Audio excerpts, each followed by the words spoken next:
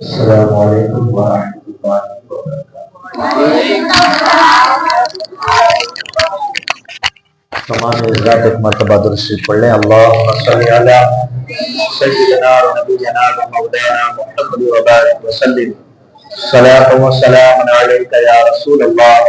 صلی اللہ علیہ وسلم۔ عزیزان ملت اسلامیہ، آج کی رات الحمدللہ بڑی مبارک رات ہے۔ آج اجمیر کی گلیوں میں اور اجمیر شریف کی سرزمین پر حضور غریب نواز رضی اللہ تبارک و تعالی عنہ کے عرس کے موقع پر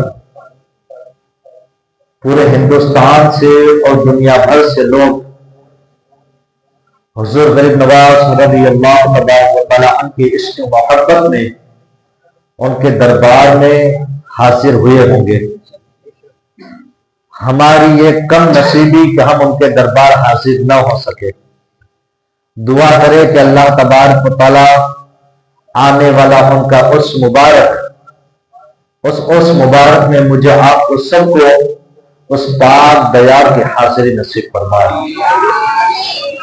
میرے پیارے آقا صلی اللہ تعالی علیہ وسلم کے پیارے دیوانوں، حضور غریب نواز رضی اللہ تبارک و تعالی عنہ، آپ کی عظمت، آپ کا وقار، آپ کی شان و شوکت اور آپ کا مقام و مرتبہ تو کیا مقام و مرتبہ ہے کہ حضور غریب نواز رضی اللہ تبارک و تعالی عنہ کی امی جان سے کسی نے پوچھا کہ اے بی بی ماہ نور ام الورا رضی اللہ تعالی عنہ، آپ حضور غریب نواز کے تعلق سے ہمیں کچھ بتائیے کہ آپ کے بیٹے حسن کی شان کیا ہے۔ حضور غریب نواز کے بارے میں لوگوں نے آپ کی امی سے پوچھا کہ آپ اپنے بیٹے حسن معین الدین کے بارے میں بتائیے کہ اللہ نے ان کو کیا مقام و مرتبہ عطا کیا۔ تو میرے پیاروں، ہم تو جب دنیا میں جنم لیتے ہیں، آتے ہیں، کچھ ہماری عمر بڑھتی ہے، سوچنے لگتے ہیں، سمجھنے لگتے ہیں، تب جا کر ہم کہیں اللہ کا نام لیتے ہیں۔ لیکن غریب نواز کی والدہ ارشاد فرماتی ہے کہ میرے بیٹے حسن کی شان اور مقام و مرتبہ یہ ہے کہ جب میرا بیٹا حسن میرے پیٹ میں تھا تو میں اس کی زبان سے اللہ کا ورد سنا کرتی۔ حضور غریب نواز کی شان کیا ہے کہ آپ اپنی ماں کے پیٹ میں اللہ کا مبارک ذکر کیا کرتے تھے۔ تو آج اللہ پاک نے ان کے صدقے میں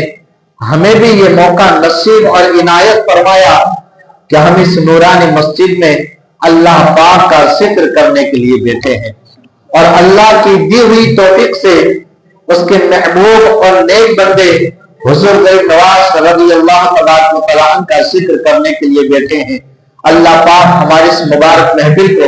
اپنی بارگاہ میں قبول فرمائے۔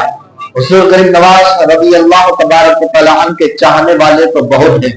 اور آپ کے کیسے چاہنے والے اور ماننے والے ہیں کہ جب حضور غریب نواز رضی اللہ تبارک و تعالی عنہ ہندوستان کی سرزمین پر جب آپ تشریف لائے نا، تو جیسے ہندوستان کی بارڈر پر آپ آئے تو ہندوستان والوں نے آپ کے قدموں پر کوئی پھول نہیں بچھائے تھے، بلکہ ہندوستان کی بارڈر سے لے کر دلی تک اور دلی سے لے کر اجمیر تک چاروں طرف دشمن ہی دشمن موجود تھے۔ نہ کوئی غریب نواز کا نام لینے والا تھا، نہ کوئی آپ کو جانتا تھا، نہ کوئی آپ کو پہچانتا تھا، لیکن سبحان اللہ، جب وہ علی کا بیٹا ہندوستان کے سرزمین پر جب آپ تشریف لائے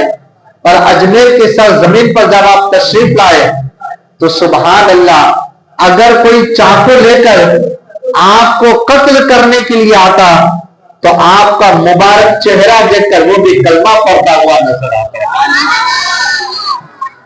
تو کسی شاعر نے کیا خوب کہا نا کہ چاہنے والوں کا وہ ایمان بنے بیٹھے، چاہنے والوں کا चाहने वालों का वो ईमान बने देते हैं और अपने आशिकों की वो पहचान बने देते हैं। चाहने वालों का वो ईमान बने देते हैं, अपने आशिकों की वो पहचान बने देते हैं। और मेरे गरीब नवाज की करामत को देखो, मेरे गरीब नवाज की करामत को देखो कि 800 साल के वो हिंदुस्तान के राजा बने देते हैं। 800 साल से वो हिंदुस्तान के राजा बने देते हैं। और